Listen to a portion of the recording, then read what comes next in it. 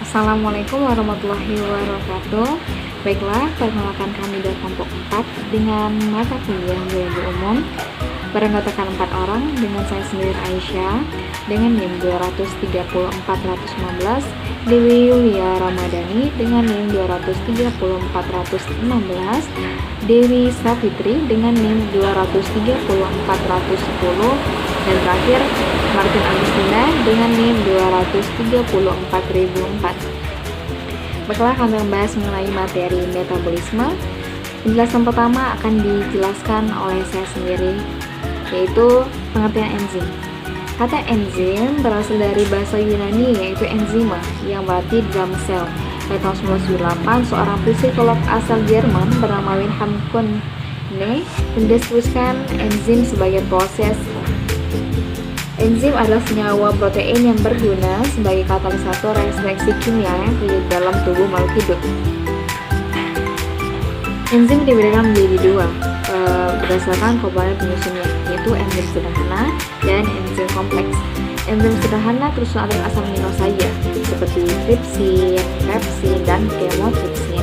Nah, sedangkan kalau enzim kompleks tersusun atas satu, yaitu komponen protein atau enzim bersifat termolabil, tidak panas sehingga mudah terdenaturasi. Lalu zat komponen non protein yaitu gugus prostetik bersifat termostabil, tidak mudah rusak karena panas. Jadi komponen ini terdiri dari koenzim dan kofaktor. Sifat-sifat enzim yaitu enzim sebagai biokatalisator, itu dimana untuk merubah kecepatan reaksi dengan cara menurunkan energi aktivasinya. Meskipun dalam jumlah sedikit, enzim bisa mempercepat reaksi ribuan kali lipat. Lalu enzim berupa koloid. Enzim merupakan senyawa protein yang membentuk suatu koloid di dalam larutan enzim yang berguna untuk menambah luas bidang permukaan pada enzim sehingga energi aktivitasnya menjadi lebih besar. Lalu enzim bekerja spesifik. Enzim hanya bekerja pada substrat tertentu. Contohnya seperti enzim katalase yang hanya dapat menghidrolisis H2O2 menjadi H2O dan O2. Lalu enzim bersifat termolabil, di mana cara kerja enzim dipengaruhi oleh suhu. Jika suhu tinggi, maka cara kerja enzim akan cepat. Sebaliknya, jika suhu rendah, maka cara kerja enzim akan lambat. Akan tetapi jika suhu terlalu tinggi, maka enzim akan mengalami denaturasi. Lalu dapat bereaksi dengan substrat asam maupun basa. Jadi hal ini R residu sebagai amino spesifik yang berperan sebagai penerima atau pemberi protein yang sesuai. Lalu yang terakhir, reversible atau bolak-balik. Jadi pada dasarnya kerja enzim itu hanya mempercepat laju reaksi kimia untuk mencapai keseimbangan.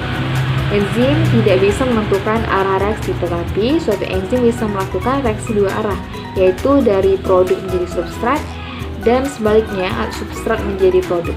Baiklah, itu saja yang dapat saya jelaskan. Selanjutnya akan dijelaskan oleh rekan saya. Terima kasih. Baik, Assalamualaikum warahmatullahi wabarakatuh. Saya Dewi Safitri akan melanjutkan materi tentang mekanisme kerja enzim. Enzim mempercepat suatu reaksi dengan cara menurunkan energi aktivasinya. Energi aktivasi adalah energi awal untuk memulai suatu reaksi. Mekanisme kerja enzim terbagi menjadi dua, yang pertama lock and key dan yang kedua induce feed.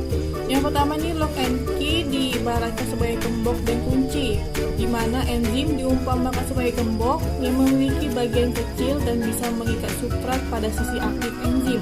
Sedangkan substrat diumpamakan sebagai kunci yang bisa berikatan dengan sisi aktif enzim. Setelah enzim dan substrat berikatan, akan menghasilkan ikatan yang dinamakan ikatan kompleks enzim substrat. Yang kedua itu induced feed, di mana tentang teori fleksibel, di mana sisi aktif pada enzim bersifat fleksibel yang mampu berubah bentuk sesuai dengan bentuk substratnya. Ketika enzim berinteraksi dengan substrat, maka enzim akan berubah bentuk menyesuaikan bentuk substratnya, sehingga terbentuk kompleks enzim substrat. Setelah terbentuk produk, enzim akan melepaskan diri dari substratnya. Selanjutnya itu ada faktor yang mempengaruhi kerja enzim. Yang pertama ada pH, yang kedua ada suhu, yang ketiga konsentrasi enzim, yang keempat ada konsentrasi substrat, yang kelima zat-zat penggiat aktivator, dan yang keenam zat-zat penggiat inhibitor. Selanjutnya materinya yaitu katabolisme. Pengertian katabolisme adalah penguraian senyawa kompleks menjadi senyawa-senyawa yang lebih sederhana. Proses ini menghasilkan energi yang bisa digunakan oleh makhluk hidup sehingga disebut reaksi eksergogik. Energi yang dihasilkan berupa ATP. Lalu yang pertama itu ada katabolisme karbohidrat, di mana katabolisme karbohidrat ini dalam tubuh berlangsung melalui proses respirasi sel yang terjadi di mitokondria. Respirasi dibagi menjadi dua, yaitu respirasi aerob dan anaerob. Respirasi aerob ini respirasi yang memerlukan O2 dari udara. Proses ini mengubah energi kimia yang terkandung dalam sari makanan atau glukosa menjadi energi kimia dalam bentuk ATP. Persamaan proses respirasi aerob sebagai berikut. C6H12O6 ditambah 6O2 menghasilkan 6H2O ditambah 6CO2 ditambah 38 ATP. Sedangkan respirasi anaerob, di mana respirasi yang tidak memerlukan oksigen pada prosesnya. Tempat terjadi respirasi anaerob berada pada sitoplasma. Tahap-tahap respirasi aerob. Ada beberapa tahap. Yang pertama itu glikolisis, merupakan tahap pertama respirasi aerob yang terjadi dalam sitoplasma atau sitosol. Tahap kedua yaitu dekarboksilasi oksidatif, berlangsung di dalam mitokondria. Tahap ketiga yaitu tempat terjadinya siklus Krebs, yakni di matriks mitokondria.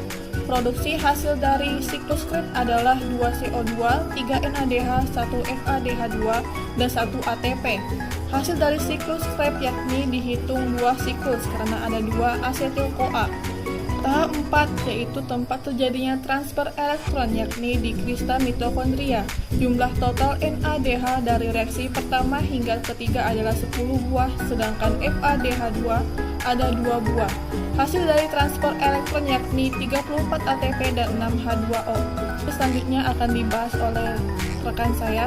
Terima kasih. Assalamualaikum warahmatullahi wabarakatuh. Saya Martin Agustina Sari akan menjelaskan mengenai tahap-tahap respirasi anaerob. Tujuan dari respirasi anaerob adalah mengurangi senyawa organik. Pada prosesnya, respirasi anaerob terdiri atas 2 tahap, yaitu glikolisis dan fermentasi. Respirasi anaerob berdasarkan hasil katabolismenya dibedakan menjadi 2, yaitu fermentasi alkohol dan fermentasi asam laktat. Yang pertama yaitu fermentasi alkohol. Setelah terbentuk asam pirufat, yaitu hasil akhir dari glikolisis, asam pirufat mengalami dekarboksilasi atau sebuah molekul CO2 dikeluarkan dan dikatalisis oleh enzim alkohol dehidrogenase menjadi etanol atau alkohol, dan terjadi degradasi molekul NADH menjadi NAD+, serta membebaskan energi atau kalor. Yang kedua ada fermentasi asam laktat.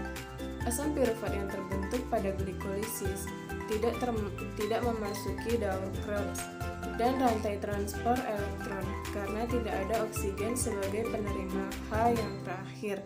Akibatnya, asam pirufat direduksi karena menerima H dari NADH yang terbentuk saat glikolisis dan terbentuklah asam laktat yang menyebabkan rasa lelah pada otot. Secara sederhana, fermentasi asam laktat ditulis sebagai berikut. 2CH3COCOOH atau asam pirufat menghasilkan 2CH3CHOH plus 47 kilokalori. B. Katabolisme lemak. Mekanismenya yaitu katabolisme lemak dibantu oleh enzim lipase. Katabolisme lemak dimulai dengan pemecahan lemak menjadi asam lemak dan gliserol. Asam lemak diubah menjadi asetil-CoA.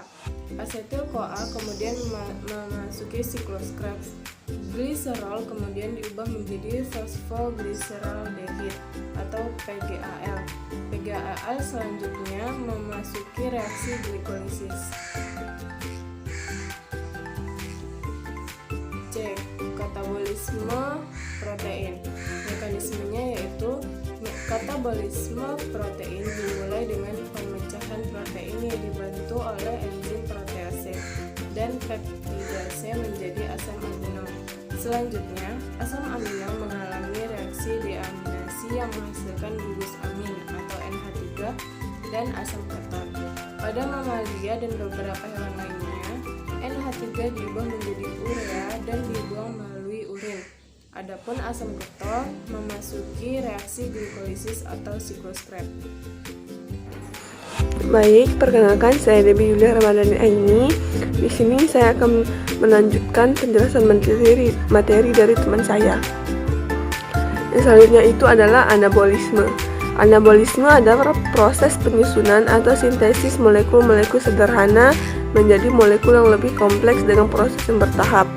Energi yang dibutuhkan dalam reaksi ini berasal dari cahaya atau fotosintesis dan reaksi kimia atau kemosintesis. Fotosintesis merupakan peristiwa pembentukan karbohidrat dari bahan dasar air dan karbon dioksida. Pada proses fotosintesis terjadi dua tahap reaksi. Yang pertama yaitu reaksi terang yang terjadi pada membran tilakoid. Proses pada reaksi ini meliputi yang pertama, foton diserap oleh kloroplas dan dirubah menjadi energi yang dapat menggerakkan elektron. Yang kedua, molekul air dipecah yang mengakibatkan elektron, hidrogen, dan oksigen terlepas dari molekul tersebut. Proses ini disebut dengan fotolisis air. Yang ketiga, hidrogen yang terlepas akan bergabung membentuk NADP menjadi proses sintesis ATP. Yang terakhir, NADPH dan ATP yang terbentuk merupakan bahan yang akan masuk ke tahapan reaksi gelap, sedangkan sebagian oksigen dilepas dan digunakan untuk katabolisme. Untuk tahap selanjutnya yaitu reaksi gelap. Reaksi gelap terjadi pada stroma, di mana prosesnya diantaranya reaksi gelap dimulai saat karbon dioksida difikasi oleh RUBP atau ribulosa bifosfat menjadi senyawa 6 karbon. Senyawa yang kedua, senyawa 6 karbon pecah menjadi 2 fosfogliserat atau PGA. Yang ketiga, PGA menerima gugus P dari ATP dan elektron dari NADPH sehingga berubah menjadi 12 PGAL. Yang keempat, 2 PGAL berkondensasi menjadi glukosa 6 fosfat, sedangkan 12 PGAL berkurang menjadi 10 PGAL untuk kembali ke tahap awal menjadi RUB. Kemudian, glukosa dan 6 fosfat akan digunakan untuk membentuk karbohidrat akhir fotosintesis. Untuk proses kemosintesis, ini dapat dilakukan oleh bakteri kemoautotrof atau bakteri yang tidak memiliki klorofil. Pada contoh kemosintesis pada makhluk hidup, diantaranya kemosintesis oleh bakteri nitrifikasi. Bakteri ini dapat mengoksidasi amonia menjadi nitrit. Contohnya Nitrosomonas, Nitrosococcus, Nitrobacter, dan Bactoderma. Yang selanjutnya itu kemosintesis oleh bakteri belerang. Logam sulfida dapat dioksidasi menjadi sulfur oleh bakteri belerang. Selain logam sulfida, bakteri ini juga dapat memanfaatkan endapan sulfur untuk dioksidasi dan dijadikan energi. Contoh bakteri belerang yaitu Begoniatoa dan Diospirillum. Sekian pemaparan dari saya, terlebih dan kurang mohon maaf. Wassalamualaikum warahmatullahi wabarakatuh.